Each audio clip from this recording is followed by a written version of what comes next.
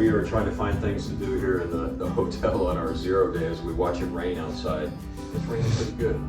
So we've had several people ask for us to do a gear video, so we thought we would oblige and show you a little bit about what we're carrying on the PCT. So let me start out with what I call my big three. And the first is the Hyperlight 3400. It's been a good pack. I just got it for this trip, and so far I like it. I've got the extra bottle carrier, which I really like. And again, if you're familiar with this pack, there's a couple of side pouches, which have been pretty handy. But again, so far so good. It's held up pretty well. One of the things that Joe and I did before we came, we noticed the bottom wasn't seam sealed on this. And we took the time to seam seal it, which has helped quite a bit to kind of keep the moisture out when you set it on the ground. So that's been so far so good, really like that. The other thing is a quilt. This is one of the things that I bought, especially after I started hearing how bad things were going to be this winter, or this during the beginning of our hiking in the Sierras and so forth. This is an Enlightenment Equipment 0 degree quilt. It might be a little overkill as the weather gets a little warmer, but I have really truly enjoyed this. Because of the fact it's a quilt, you can treat it a lot like a blanket. And when things get a little bit warm, I can just open it up and do whatever I need to control the temperature. So far I've really enjoyed it. It's kept me alive, and I like that. Then the other thing from the big three is I've got the Tiger Wall UL2 tent, and I keep it in two separate containers or bags.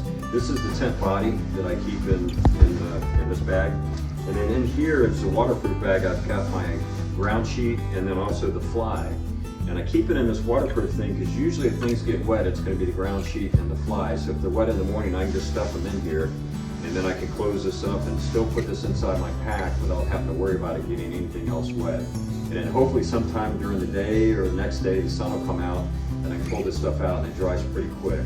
And then of course I've got the pole and tent stakes and so forth.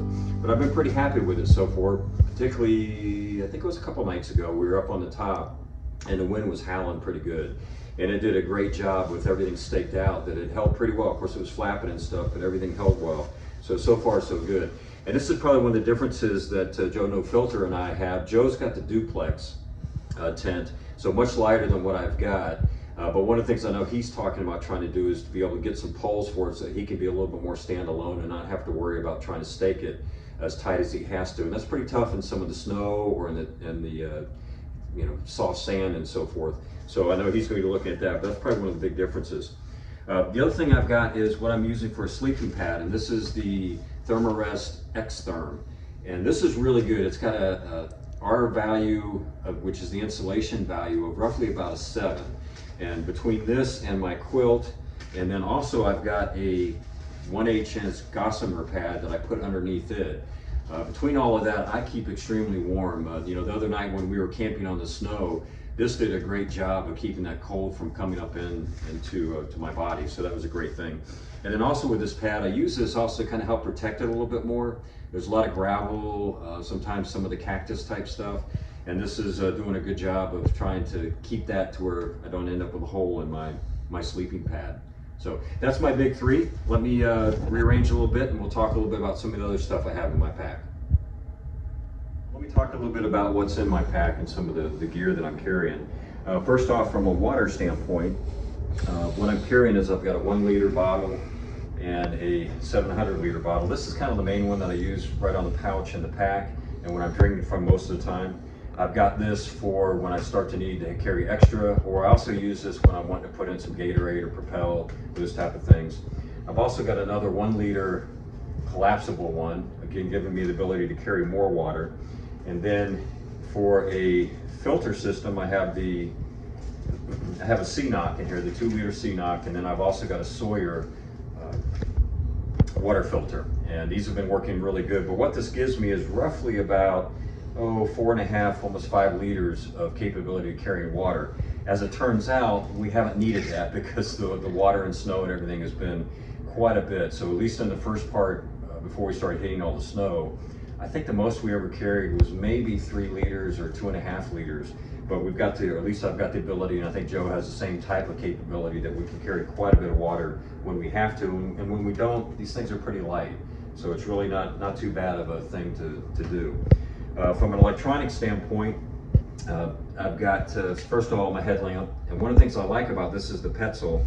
and I've got the rechargeable battery in it, and this has been really good. I haven't needed to recharge it on trail, but if we do more of the night hiking like we did the other day, if we were to do a lot of that in a row, I might have to recharge it with the battery pack that I've got, but so far it's done a great job. One thing I also like, it has the red light on it, so that's really good in the mornings or at night when you're not trying to blind others or yourself, that you can use that.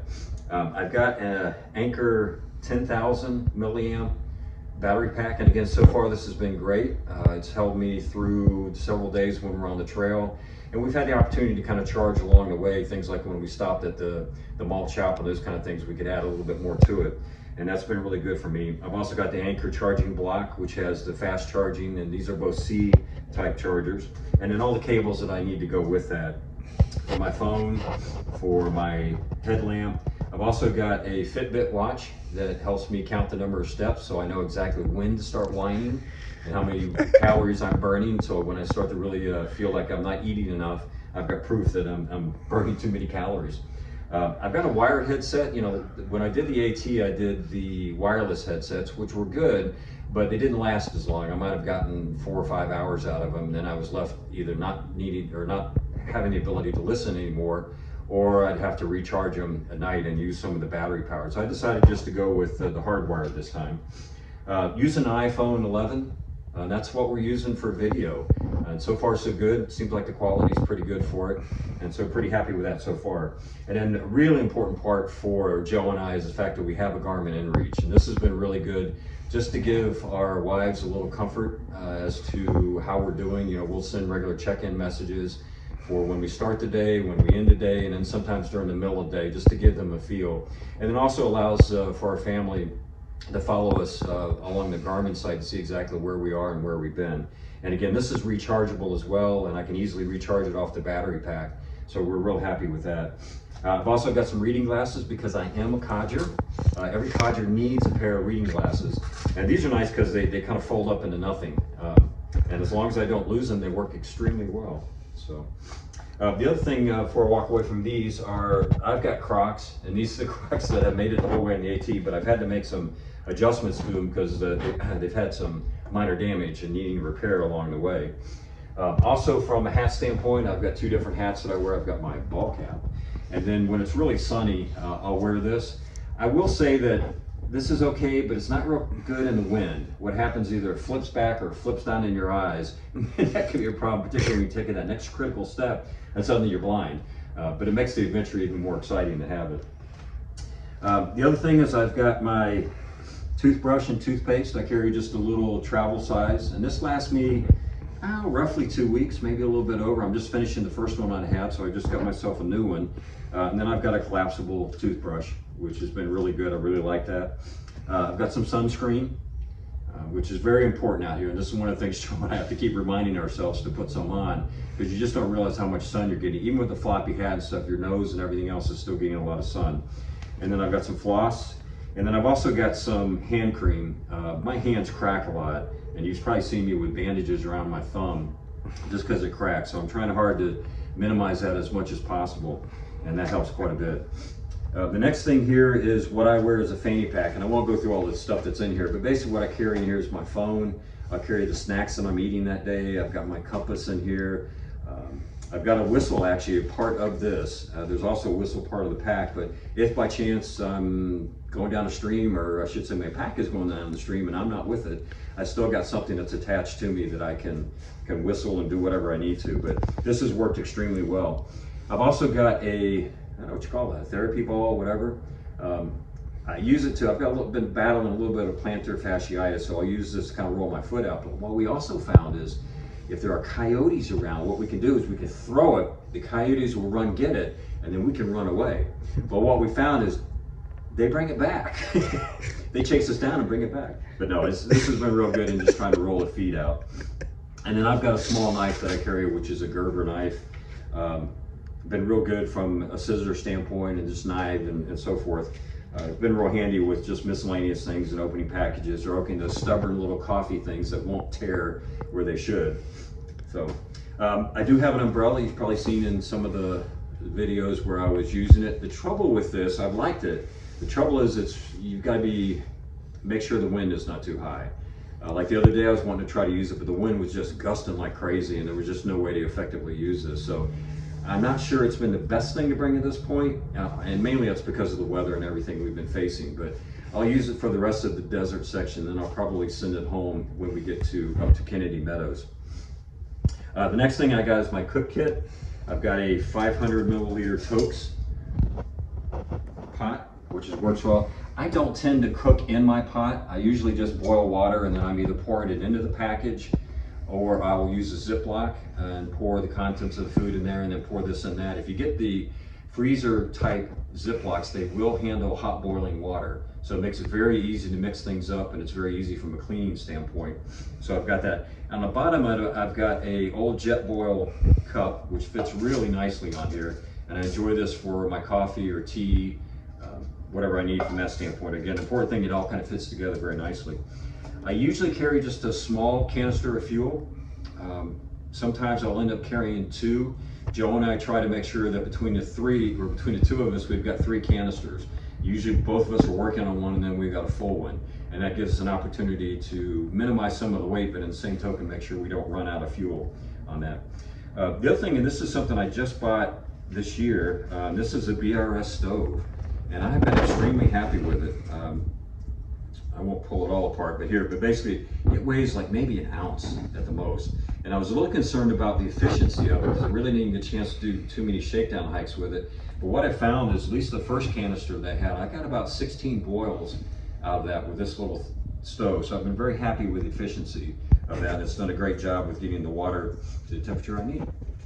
And then the last thing I'll usually stuff in there, or I said 2 things. One is a small mini Bic lighter. Since this doesn't have an igniter on it, I'll keep that and buy new ones as I need to. And then I keep just a small kind of camp towelish type thing that dries very quickly. And I use this to kind of wipe everything down after I empty the water out of it and kind of keep everything dry. And this has worked extremely well. And then the little bag that goes with it. And then the other thing is I've got my trekking poles, REI specials. They made it all the way through the AT. And one of the things I just noticed is I'm wearing out another tip on it, and so we'll have to see how this goes. These are a little more challenging to replace because you have to actually glue them on there, and I had to replace them on the AT, and that was not an easy task. So we'll have to see how this unfolds for me. I may have to end up biting the bullet and buying some new ones on the way, but so far they've been working well. And then probably what's been real important and certainly new to me was for the snowy sections, I have my micro spikes, which wrap around the bottom of my shoes. And these are Energetic Sky. I'm not sure the exact brand of them. But one of the things I do like is they have this strap that will go across the top of your shoe. So you put this on, then you put your strap on, and that keeps them from rolling off. And that's been really helpful, or at least gives me a feeling of comfort. Whether I really need it or not, I don't know, but it makes me feel better. So again, I've got these monster ones.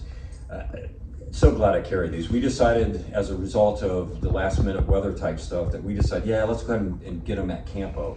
Because we had decided that we were going to wait till Paradise Valley, but I'm so glad we didn't, because we needed them as we went through Mount Laguna, and you saw all the videos with that. And the little bag that they go in. And then something that is also very new to me, and that's the ice axe. You saw some of the videos that we did where we actually had to start using these, particularly as we started to go up San Jacinto in our attempt to go that way. And this was very valuable. You know, one of the things that we watched a lot of videos, we practiced a little bit where we could, but this was great from a standpoint of just helping as you go along from a belaying standpoint. Luckily, we never had to use it as far as an arrest in there, but I know Joe had to use it as a result of trying to hold on to it as he was slipping a little bit. So this has been very valuable. We got some really, really good experience while we were trying to, again, go through the San Jacinto area.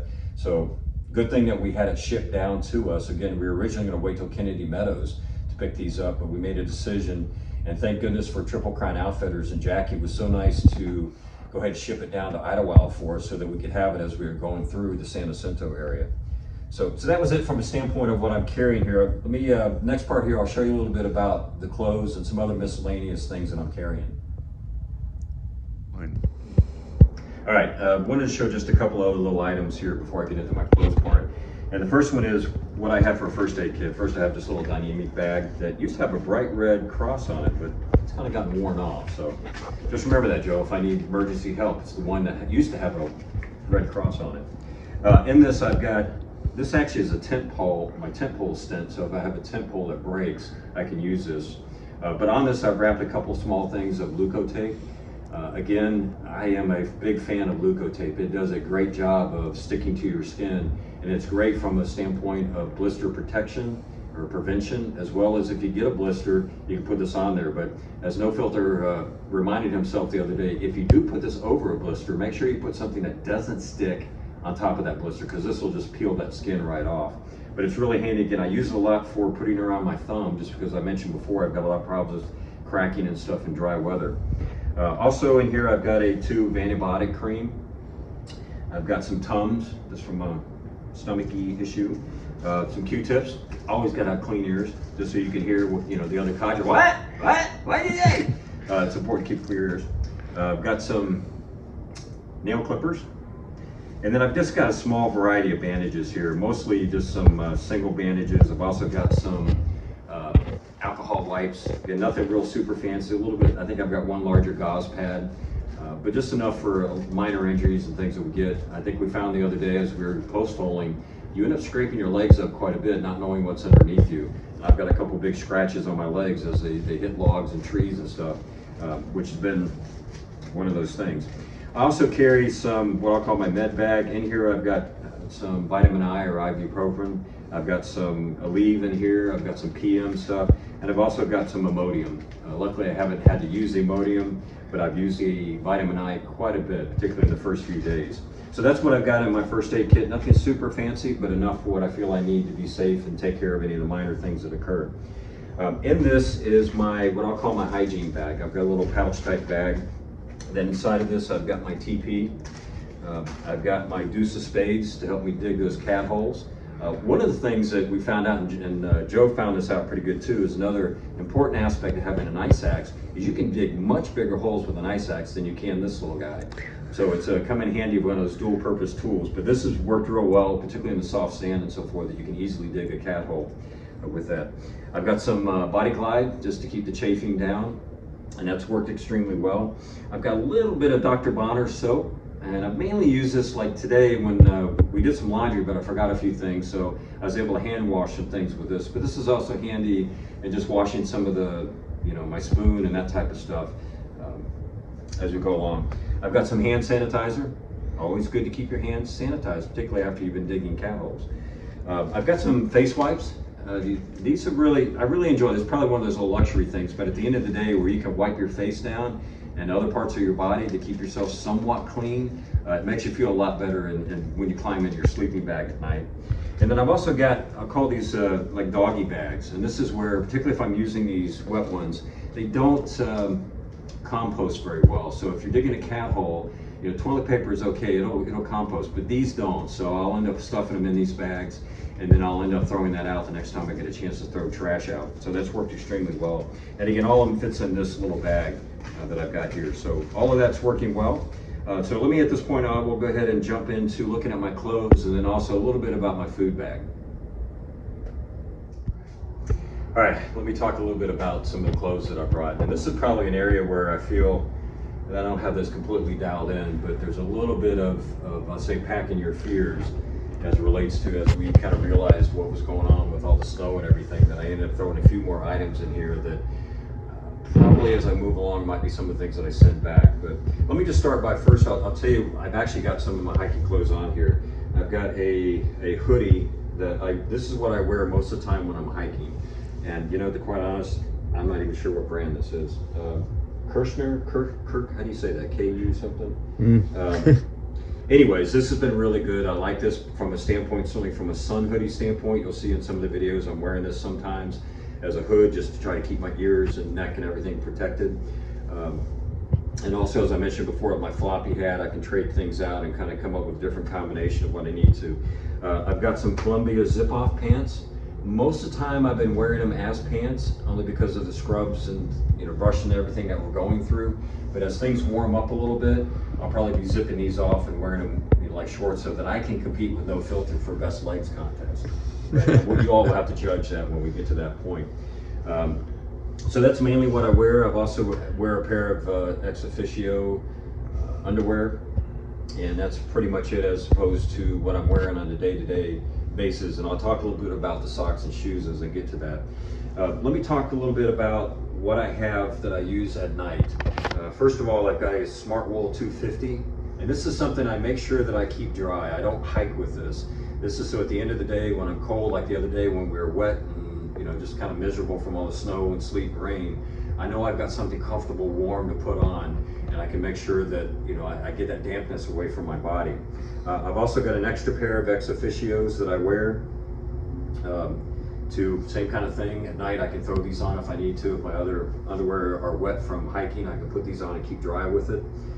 I've also got a pair of long john type things that again I can wear while I'm hiking if I need to, if things are really cold, as well as I can use these at night if I want to try to get some extra temperature or extra warmth within my sleeping bag. Really haven't had to wear these quite yet. Again, I keep thinking as we get higher into the snow and we're hiking into the snow more often, I might need to be wearing these during the day to keep me warm. I've also got what I'll call my camp pants and around town pants, just a really lightweight polyester type thing that I wear at night. And also one of the things that's important at the end of the day, it's also nice to be able to change into some clean clothes. I made a decision this year not to bring a bag liner because of the fact that I went with a 0-degree bag. But one of the things you gotta be careful is just your bag will pick up all the sweat and dirt and everything. So if you try to sleep in the stuff you hike with, it's gonna make your bag start smelling and looking pretty bad. So I make sure I kind of have some somewhat clean stuff that I put on before I get into the bag. I've also got a balaclava that I'll wear around my neck and face when it's really cold, because with a quilt, the quilt will only come up to your neck and your head is sticking out. So this works extremely well as with my wool cap, my REI wool cap. I'll wear these at night particularly, or certainly when I get to campsite. I don't hike a whole lot in. I might hike when it gets cold and then end up trading it off as I warm up. But again, I kind of save this more for my night time. The other thing that I have at night, and I love these down booties. I have used these on the AT and have loved them so far on the PCT. Again, it's nice, I can take my socks off and then just put these on, so it helps my feet to dry out, but in the same token, it keeps them extremely warm. And that's again, pretty important to me because I don't like cold feet. So the other thing that I've got is a Columbia upper part of long johns. And this is probably where it's a little bit overkill. I've got this just in case, again, things are really cold and I have to hike during the day. I'll throw this on underneath this. I haven't had to use it yet, so it's one of the things I'm kind of anxious to get into, and I think we're going to get to test that on this next section of the hike when we're in 30 and 20 degree hiking temperatures, that I might be wearing this in addition to this. So that's kind of it at the core of those. Now, the other thing I've got is my socks. I do use Injinji liners. And these work extremely well. One of the problems I have is that I'm always having problems with my little toe wanting to curl up underneath my foot, and that's usually where my blister will occur. But these have done a pretty good job of helping to keep the toes separated, as well as just from a moisture control standpoint, and keep any kind of chafing that might occur between the toes. I've been extremely happy. I've been using these for quite a while. I used them on the AT and everything worked out well with that. I only brought 2 pair of socks. I've got a pair of Smart Wool socks that I'll wear mainly during the dry time. So if I know it's going to be dry weather, we're not expecting rain or anything like that, I'll be wearing these with my liners. And then I've also got a pair of waterproof socks. And these I have really, really enjoyed. This is where if I know it's going to rain or we've been going through all the snow and everything, I will wear these to do the best I can to kind of keeping my feet dry, because the boots that I use are not waterproof. So the water will just soak through them. But this does a great job, and I'll get a little bit of sweat with these. We'll get a little bit of damp from the sweatness, but having these on keep my feet warm. It just keeps all that temperature and stuff within my foot, and this has worked extremely well. So I've been real happy with that combination. And then along those lines, I've got a pair of Keen's X-Vent shoes, I think is what they call. So far they're holding up well. These probably have roughly about 400-ish miles on them from previous hikes, and I'm starting to see a little bit of wear on them, but I've really enjoyed them. One of the things I really enjoy with these, they've got a very wide toe box. And like I mentioned before, I've always had problems with my little toe wanting to crowd into the others.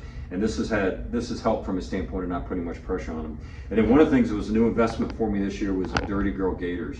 And I have to say I really like these because they don't have that under strap. And one of the things on the ATs, I had the type that had the under strap, and eventually they just bust, because you just all the rocks and everything that you're walking on. But these do a great job, and I've been really happy. They're not waterproof, and that's really not the intent. The only reason I wear these is to keep things from going into my shoe, mainly rocks and sand, and these have done a great job of keeping that stuff out of it. So the other thing I've got, I didn't mention it before from a sleeping standpoint, is I've got a blow-up pillow. I've gone the different routes of not having a pillow, using my stuff sack, that kind of stuff. But what I found is I don't usually have enough stuff in my clothes bag or stuff sack to make a good pillow. And so this I can always count on having the right size. And for me, one of the things that's extremely important is to do my best to try to get a good night's sleep. If I don't get a good night's sleep, I'm pretty grumpy, and Joe will attest to that fact. So anyways, then the next thing I've got is gloves.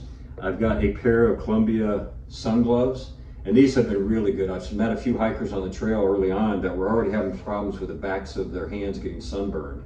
And so I'm really glad to have these. They're nothing fancy, pretty lightweight, but they've done a good job of just keeping that sun off the back of my hands. So these are great. And then I've got some liners that I use. They're just some simple Columbia fleece liners, and these work real well.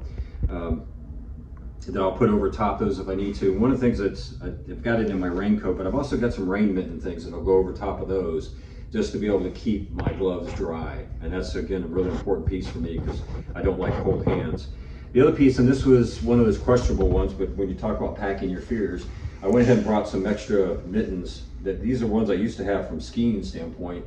And these are kind of my backup. Like the other day when it was raining and stuff, I didn't do a good job of keeping these dry. I didn't get my liners out soon enough, or I should say my rain mittens out soon enough. And so they were a little bit damp at the end of the day, and my hands were starting to get a little bit cold. So these were real nice because when I got in the tent, I could just put these on, and it really helped me warm my hands up pretty quick. I also use it to put some of my electronics in. So one of the things you'll find when it's cold at night, and certainly when things are getting into freezing, you're going to want to put things in your sleeping bag with you. Certainly your electronics, my battery pack, my Sawyer filter, our Garmin, and I'll usually stuff things in here and then put that in the bottom of my sleeping bag. Or if I've got pockets, I'll sometimes stuff it up under my shirt or whatever. But it kind of helps contain all that stuff. So that's worked out extremely well for me. So all of this stuff, the clothes that I mentioned, I keep in this stuff sack, not really a stuff sack. This is the blow-up sack for my Xtherm. And this is a kind of dual purpose for me. I'll put all my clothes in here, put that in my pack, tie it up.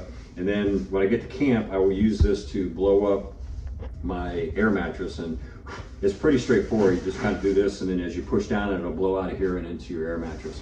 I don't think No Filter is using his this year, but that's one of the things I decided to go ahead and stick with, just from a standpoint of I don't have to try to kill myself with trying to blow into my air mattress at the end of a long day. So, from a rain gear standpoint, I've got some Montbell rain pants, and these have worked extremely well. I went through a pair of these on the AT, and I'm expecting the same here, that these will eventually get ripped up.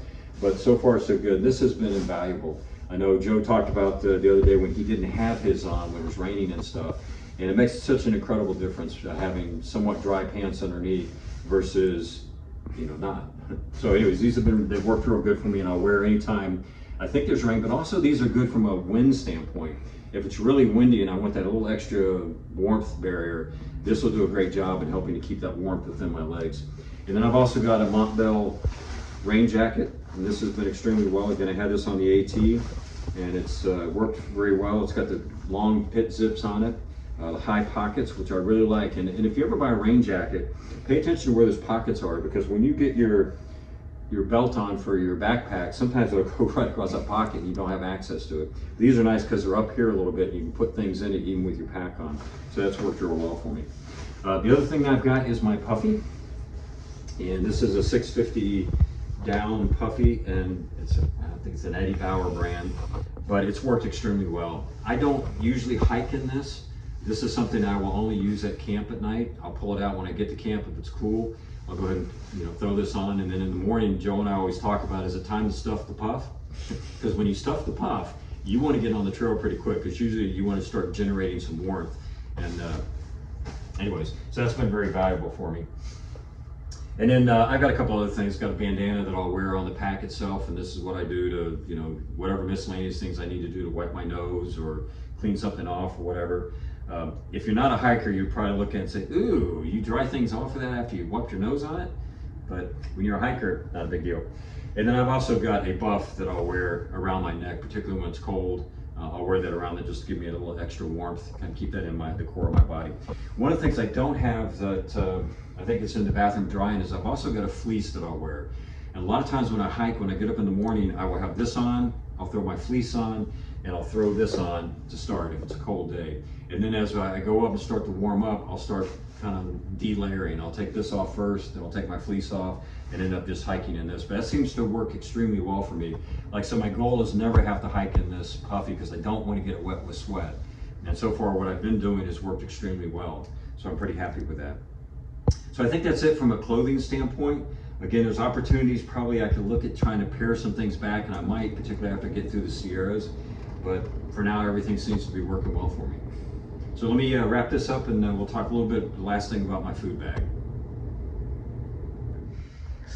All right, last thing I want to talk about is my food bag. This is my food bag, and it is stuffed right now with about 5 days, full 5 days of food. And it's probably, I might be able to squeeze a little bit more in here, but 5 is about the most I'd like to carry, because this thing probably weighs around 7 pounds. And that's a lot to carry.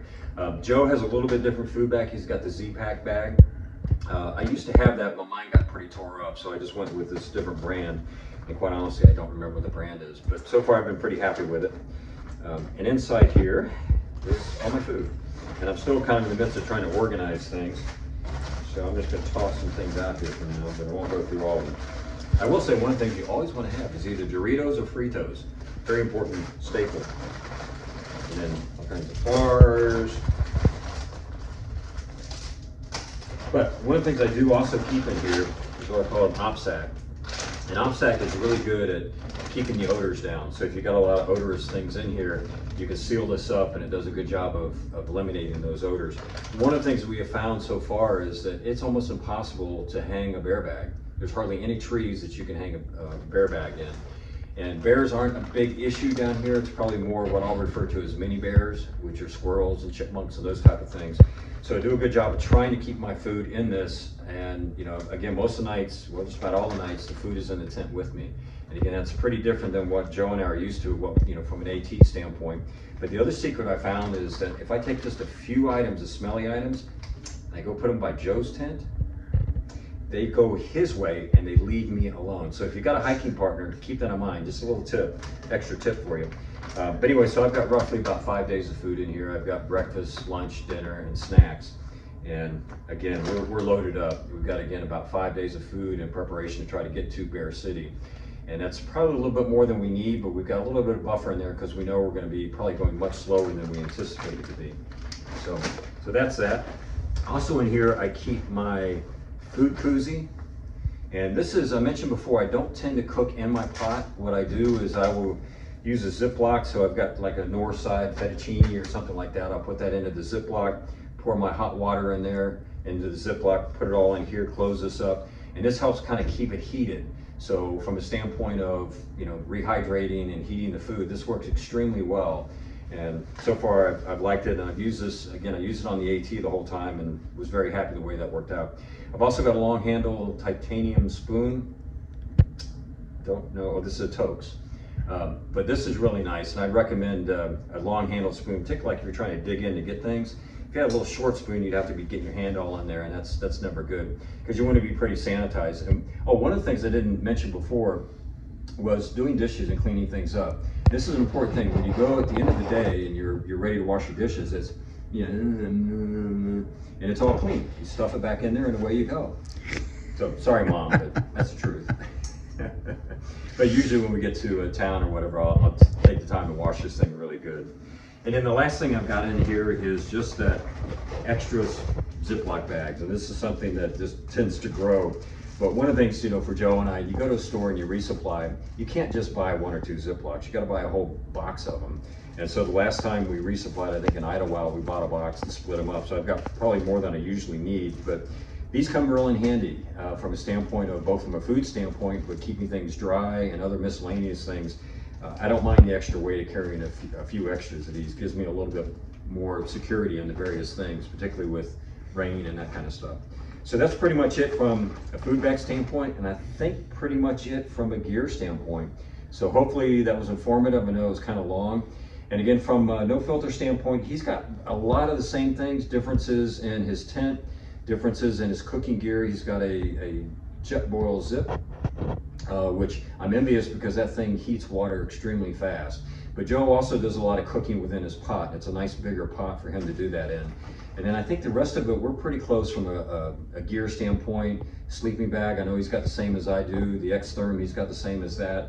And a lot of the clothes aspects of things are very similar. So I think this gives you a good feel for what the Codgers are carrying on the PCT. And we'll probably make tweaks and adjustments as we go along. And maybe at the end of the hike, we can talk a little bit about what did we end up with compared to what I just showed you today. So hopefully you find that informative, and we'll talk to y'all soon. We're out amongst the weather. The rain's actually kind of let up. It's great. But, we have found a place for lunch. Grandma's Country Kitchen. There's cars here. That's always a good sign. Yeah. All right, we're gonna see what kind of food they got. See, just got done with a great lunch at Grandma's. Walked out to, there's actually blue sky up there.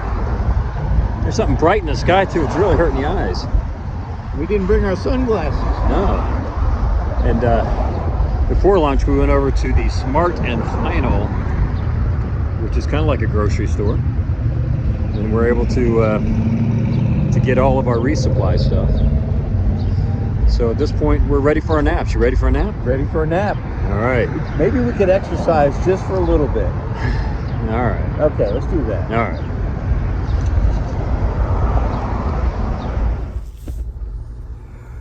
Oh man.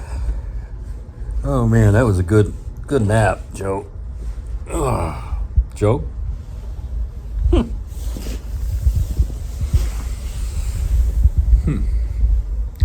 Not sure where Joe went to. One missing Joe. Let's see if I can find him. I'm still looking for him. No. What's the chance? Let's see if I can. There's no filter. What are you doing? Let's go hiking. How's it going? I don't know. So we have some. Here we go. It's feeling better now. I'm waiting for it to start going uphill. Well, this probably, you know, instead of doing that 50 miles to Big Bear, you could probably do the 50 here and avoid the snow. Well, I got 10 in. How the feet holding up? I think I'm gonna need more Luco tape. More Luco tape. That's quite the slog. Yeah. Luckily, you got that guy in front of you can follow. I think you can get Big Bear or something up on here. Maybe Mission Creek videos. Now, there's a scary picture. Two no filters. Yeah. Hiking toward each Oh, other. you can see me in the mirrors. Oh, man. Kinky. Kinky. All right, well, I'm going to leave you to it. Let me know when you get to Big Bear. All right, I'll let you know. I'll All text right. you, all right? Okay. All right. Be sure to hydrate. Okay. Lots of hydration. I got my bottle. All right, this is the end of day 17. Probably one of the tougher days on trail. It's been one of my toughest hiking days yet. Yeah. How many miles did you end up doing today? I think about 1.3. Whoa, it looked like you were doing a lot more than that. I know, I felt like it was my imagination running wild. I think he was actually sleepwalking and or sleep hiking. And I was, you and ended then up, you woke me up. I know, yeah. It's like, hey Joe, what are you doing? So, you know, end of a 0 day that was pretty uneventful. I think not much to say. You saw a few videos of us getting out, getting some food. That's about it. And we didn't want to bore you to tears, but we spent a lot of time looking at videos of anything we get our hands on of people who recently posted for, what is it? It's the Whitewater River. And, Right. And Mission Creek and going up into Big Bear City. Big Bear City. We just, George and David and I went down, had a little something to eat in front of the TV in the common area, and I had the news on to watch the weather, and it's just more of the same. Yeah. we have made a decision that we're going to go ahead and zero again tomorrow, which will be Wednesday. So we'll be back on the trail on Thursday. So the sun will be shining for the next week, which is really good. Probably, as we mentioned, our biggest challenge, first off, will be getting across the Whitewater Creek. Excuse me. It looks like that'll be flowing pretty good. And are hoping that by the time we get up into the elevation as we head to Big Bear, that some of that snow that they said was 3 to 4 feet that was going to be happening today and tomorrow, that some of that will consolidate and we'll be able to make our way through it. Yeah. It really is funny. You know, all we can do is laugh at this point that it seems like we're spending more time plan B, C, D, E, F, trying to figure out how the heck do we move forward than actually hiking. So it's Yeah. really tough. But it's helping. I mean, it's things happen in your life, and it helps you realize you just don't have control over what's really going to happen. The best thing to do is when you accept that and go forward with what you can. So in a way, it's a great learning experience. But we're going to be able to have probably at least 2 decent days of hiking with nice weather, Right. and not walking through snow. We're going to push up to the snow line, and then see what happens. Yeah, and then it should get a little exciting. Yeah, we think if it consolidates, like you're saying, in a Right. couple days, we'll be able to still make it to Big Bear. Yeah, we're giving ourselves 5 days to make it. It's only 56 miles, but we are planning on, if we hit the snow, that we'll be back into that maybe a mile an hour type pace. So maybe 10 miles a day at the most. We're hoping again the first couple days we'll get some good miles under our belt. Again, depending upon all the water crossings, and then what's the other one? Mission Creek. Mission Creek, I think we had to cross Yeah. it like a dozen times in 12 miles. Well, it may be wet, but at least it'll be cold. Yeah. I figure what I'll do is just put air in Joe and then float across on him. So, anyways, we'll see how it unfolds for us. But we're definitely anxious to get on the trail. It is really tough just to sit and not really do much. But we're getting good at it, unfortunately. Well, Thursday we'll be out, and John's going to join us. So it'll be Good news. Good news with that. Denim Dam, Rumbles, No Filter, and yet to be named. Yeah, we John. have some few names we're going to throw at him when we see him on Thursday morning. But that's great. He's going to be able to get back on the trail with us taking the time off. It means we're going to be able to kind of stick together as we work through this next part, and that's safety in numbers. So we're pretty excited about that. So, all right, well, we'll cut it here. Again, sorry, not much to say or do. And tomorrow should even be even more exciting. But not tomorrow. Tomorrow's going to be another day of... Anyways, y'all take care, and we'll talk to y'all tomorrow. All right, happy trails.